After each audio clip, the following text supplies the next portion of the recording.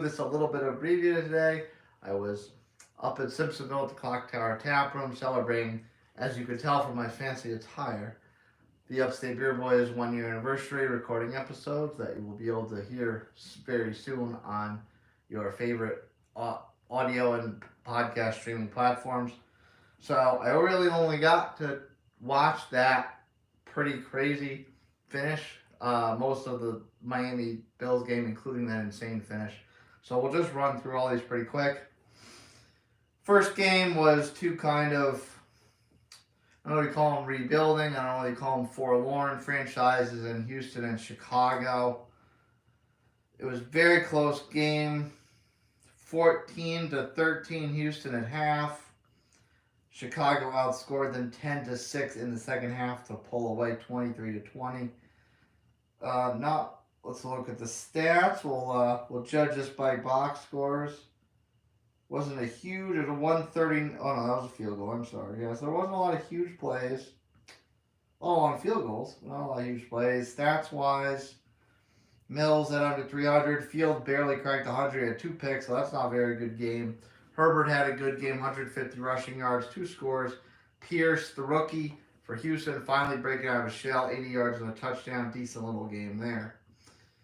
So not too much doing in Chicago, but that's okay. Now, the next game, two franchises had a ton of expectations going the season. The Vegas Raiders and the Tennessee Titans. Vegas had a lot of injury concerns going in. Tennessee's gotten off to a little bit of a rough start. Tennessee was up 24-10 after the first half. Raiders outscored them 12-0 in the second half, but the Titans held on to win 24-22. Devontae Adams scored. Mac Hollins scored at the end. 2-point conversion failed, so that would have obviously tied the game had it been converted. A lot of field goals in that game. So, Raiders, Tennessee, there's that. My team, the Indianapolis Colts, not got off to a great start. They had a tie. They had a very horrendous loss, being shut out against the Jaguars last week. Hosting Patrick Mahomes Day in the home opener. I'm thinking they're going to get absolutely shredded. Chiefs were rusty, sloppy, playing even. The Chiefs were up 14-10 after half. Colts actually outscored Kansas City 10-3 in the second half. Final score was 20-17. Had a 50-yard field goal in the second half, and a Jelani Woods 12-yard touchdown from Matt Ryan with under a minute left to put them up for good. So a little bit of a come-behind win from the Colts. Who knows? Maybe the season's not lost after all. Maybe we'll turn it around. Very upset. Yes, sir, Bruiser. Yes, sir. I'm getting ready for that game tonight. Broncos in San Francisco. Now, so maybe the season's not last at all. You know, the tie left a sore taste in my mouth after a week. If we can get the ship righted and turned around a little bit, get to the end of the season, that tie might prove to be a bit advantageous as a tiebreaker scenario. Next game, probably the game of the day, the game I call most of today at the Clock Tower. Miami and Buffalo. We'll go through the scoring. Singletary got the Bills started off early. Short yard pass from Allen. Chase Edmonds, short yard touchdown run, tied it up at 7. Bills go back in front. In red zone touchdown from Allen to Isaiah McKenzie. Dolphins tie it up under 7 minutes to go in the half. Corey Kraft, 11-yarder from Tua. We'll just say Tua. Another red zone touchdown. Third quarter's a little more quiet. Under 4 minutes to go. Bills go up by a field goal. Edmonds scores the second touchdown of the game in the fourth quarter, about the 10-minute mark, putting Miami up 21-17. It goes back and forth for a little bit. Miami was holding them off. It winds up getting to a situation where the Bills take a safety. I think it's like an unintentional safety. The safety was the smart play to make at the time, because just kick the ball. The defense was playing well, frustrating Allen a little bit. Sure enough, Miami almost choked it away. They let Buffalo get down inside the 5 with, I want to say, how much time was left? It was definitely like under 30 seconds. Definitely under a minute. It wasn't a lot of time left. No, I'm sorry. About 40, 50, maybe a little over a minute to go. 4th down. Bills have to go for it. Allen has a guy open out on his right side. All he's got to do is put the ball over his shoulder. Just throw the ball over his shoulder. He'll catch it. Or at least give him a chance to catch it. And you win the game. Miami at that point is not going to come back. But he throws it in the dirt. There's no chance the guy can make a play out. Miami holds on. Epic finish. The owner of the clock tower, Eddie Whittingham, is a diehard Dolphins fan. So we're going a little crazy in there watching that game. Stellar finish. Here's another come from behind win. Detroit was up. Let's do the math right here. Detroit was up 24-14 after 3 quarters. Absolutely killing the Vikings. Vikings had a bit of a rough one last week against Philadelphia. Detroit had 2 red zone touchdowns to get the scoring going. Minnesota did rally back to tie the game right before halftime. Thielen and Dalvin Cook both scored. Then a 40-yard field goal, Jamal Williams' second touchdown. That puts the Lions up 24-14. And that holds for a little while. But you get to the 4th quarter, we get under 8 minutes to go. The Lions are still the Lions, ladies and gentlemen. Madison 6-yard run. Osborne 28-yarder from Kirk Cousins with under a minute to go. Puts the Vikings up for good, 28-24. Why? Why, Lions? You had so much energy, so much potential going the season. Why are you blowing a lead to this garbage Minnesota team? I don't understand that. A little bit of a barn burn up in Foxborough. Baltimore Ravens and New England Patriots. Baltimore was up 14-13 after the half. Had a big 3rd quarter, up 70-7. 4th quarter was a little more deadlocked. Ravens did hold on. They won by double figures. Mark Andrews had 2 touchdowns. DuVernay scored another touchdown. Guys, a little bit on fire to start the season. We'll look at Lamar's stats real quick. So he counted for 5 total touchdowns. I did see a rushing touchdown in there. Yeah, Mac Jones did throw for over 300 yards, but he also threw 3 interceptions. Lamar Jackson, barely over 200 yards, but 4 touchdowns at 100 yards rushing and a touchdown on the ground. Patriots did have 3 rushing touchdowns. Mark, 2 of those touchdowns from Lamar Jackson did go to Mark Andrews. So, a little bit of a barn burn up in New England, but Baltimore, as expected, comes out on top. Cincinnati, the defending AFC champions, 0-2 start. They go into New York to play the Jets. You'd think, okay, this is what the Bengals need to wake them up this season, right? Playing the Jets. Sure enough, up 20-9 after the first half. Perine with a touchdown, Boyd with a touchdown, a couple field goals in the second half, 20-9. Jamar Chase red zone touchdown early in the 4th quarter, puts them up 27-9. Jets according to the box score, never really in it. So Bengals get on the board with their first win of the season and hopefully are back on track. Philadelphia, Washington. The Philadelphia Eagles have been absolutely on fire this year. Washington's been a little all over the place. They're getting shut out. Philadelphia had a huge 2nd quarter. Elliott had a field goal, then 3 straight touchdowns from the Eagles. 1 to Dallas Goedert, 1 to A.J. Brown, and 1 to Devontae Smith inside the red zone. Washington tacked on a safety in the 4th, and Antonio Gibson got in the end zone towards the end, but it was never close. Eagles ran away with this one. Jalen Hurts, huge game. 340 yards, 3 touchdowns, no interceptions.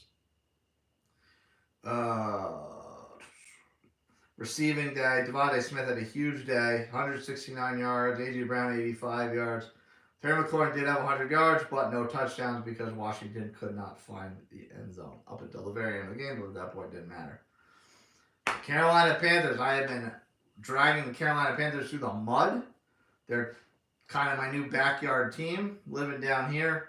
And they did not look very impressive through the first 2 games, let me tell you. They had some comebacks, but they couldn't close them out. Hosting the Saints, you'd think the Saints, there's a little bit of a question mark at quarterback, but they still got a really good defense. Carolina gets on the board quick with a fumble return for a touchdown, get 2 field goals before the half, stay up 13-0, going in the half, fourth quarter. They kind of exchanged touchdowns early with the Saints, one from Ingram, long yard pass from Baker Mayfield, kick on another field goal that puts them up 22-7, and then the Saints get a garbage time touchdown under 3 minutes to go. So Panthers off the schneid, maybe showing a little life. Maybe there is something behind the Panthers this year. Who knows? I'm going to guess probably not, because they're still don't see a whole lot from their defense, but you never know. Now, how about this game? Justin Herbert. Let's check this. We got stats for Justin Herbert. Okay, Justin Herbert did play. So he's shaking off that those bruised ribs or whatever injury he sustained in the Thursday nighter last week. Did have a half-decent game. 297 yards, threw a touchdown, threw a pick. But Trevor Lawrence and those Jaguars. Trevor Lawrence, 260 yards, 3 touchdowns, no picks. Robinson had 100 yards on the ground with a touchdown. Zach Jones, 10 grabs for 85 and a score. A lot of passing, a lot of stats, a lot of offense from the Jaguars in this game. Let's just recap the scoring really quick. Start off with 2 field goals, one of Trevor Lawrence's touchdowns. Mike Williams matched it about 4 minutes later, but that Jaguars are up 13-7. Another field goal, 16-7. Field goal from the Chargers. Jags, 2 touchdowns, long rush, half James Robinson yards on that one, 50-yarder. Kirk with the touchdown from Lawrence. Lawrence gets a 2-point conversion as well. And then they just at that point they're up 31-10. They just cap it off in the fourth quarter. 5 minutes ago, they get another touchdown. Jaguars really kind of burned the Chargers in that one. Jaguars are 2-1 in first place. Who would have thought that, right? Crazy AFC South situation going on there. 4 o'clock. Well, I guess that was 4 o'clock because we're on the West Coast, huh? Another 4 o'clock. Rams. They've shaken off that bad loss. They're now 2-1 after beating the Cardinals fairly handily, it looks like. They're up 13-6 at half, 20-9 after 3. And they would have, and then the Arizona got a field goal with 1 minute left in the game. Whoop-de-doo, 20-12. So a lot of field goals in this game. Cam Akers did have a touchdown. Cooper Kupp had a touchdown. But Rams get 2-1. Despite all the ugliness they've sustained early on, they're actually not looking too half bad. And the Cardinals are 1-2. A lot of expectations behind Arizona this year. That is not the best start for them. The Atlanta Falcons off the schneid, get on the board with a win. They go up to Seattle, down 20-17 actually at halftime, but they outscore the Seahawks in the third quarter, 10-3. Fourth quarter was scoreless. Falcons get their first win of the year. Mariota, 2 touchdown passes, one in the first to get the end zone scoring off with a that was a touchdown run, so 1 yarder, so probably a sneak. Patterson had a rushing touchdown in the second. Kim, monster field goal that tied the game in the third. Seattle did get back in this. They did, well, that's not true. Where am I following the scores? I already read that off to you. 3-0, 7-3 Atlanta. The matching touchdown from Seattle puts them back up 10-7. Koo has a 40-yarder, that's 10-10. Patterson touchdown, Atlanta's up. Metcalf matching touchdown, tied game. Myers drills a field goal, Seattle up. Koo matches that field goal from 54, 20-20. Seattle goes up 23-20. And with under a minute to go, Drake London from 14 yards out from Mariota puts the Falcons up for good. Nice little come from behind win. Falcons have been playing actually pretty hard. They kind of been on the short end of the stick. Very low scoring game in Tampa. The Bucs home opener. Green Bay went up 14-3 in the first half. Tampa did outscore them in second 9-0, but they wound up losing by 2. That is, Russell Gage did catch the touchdown at the end. Dang it, I knew I should have started him in fantasy. But those two touchdowns in the first half from Rodgers. One was to Romeo Dubes. Allen Lazard was the other one. Packers barely hold on here. It looked like it was a bit of a defensive struggle. What's going on with the Bucs offense, right? I mean, that's a huge time offense. Of course, Brady is Brady. It's just kind of surprising, I guess, to see them not scoring a whole lot.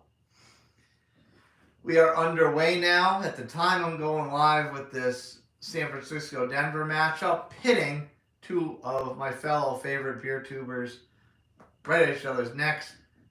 Andrew from Beer for Breakfast, Facts for Snacks. He's Team Niners. Jimmy G's back in the saddle. He's the man out in the Bay Area now. Craft Bruiser out in California. He's a big Denver guy. So I don't know if they made a bet on this game, but I don't know, maybe they did. So we'll see. We'll see who comes out. I think this is gonna be good. San Francisco's had a lot of momentum so far this year, and now they got to that rough start. They had a big comeback in week 2, and Jimmy G's back in the saddle. Now he knows his job because Trey's out for the year. So I think San Francisco is going to have a lot of momentum in this game. Denver got a win. They did get off the schneid last week. They shook off that horrible loss in week 1 to the Seahawks. But they didn't exactly look like they were firing on all cylinders in week 2 against Houston, no less. And I'm not super confident Denver's going to pull this off, but you never know. They are at home, so. Folks, this was a bit abbreviated. We'll get back to a regular show. I'll make some dinner to share with you next time, I think. And we'll talk more then. Enjoy the game tonight. Enjoy the rivalry tomorrow between the Dallas and Giants. Both the Cowboys very surprising 1-1 with Dak going down. And the Giants a super extraordinarily surprising 2-0. So we'll see which one of those teams is for real tomorrow night after this clash of the Titans, so to speak, tonight with Denver and San Francisco. Cheers, y'all. I don't have a drink to share you, but we'll get back to that next week and this week throughout with my regular reviews. I'll see you next time. Thanks for joining me on Sunday.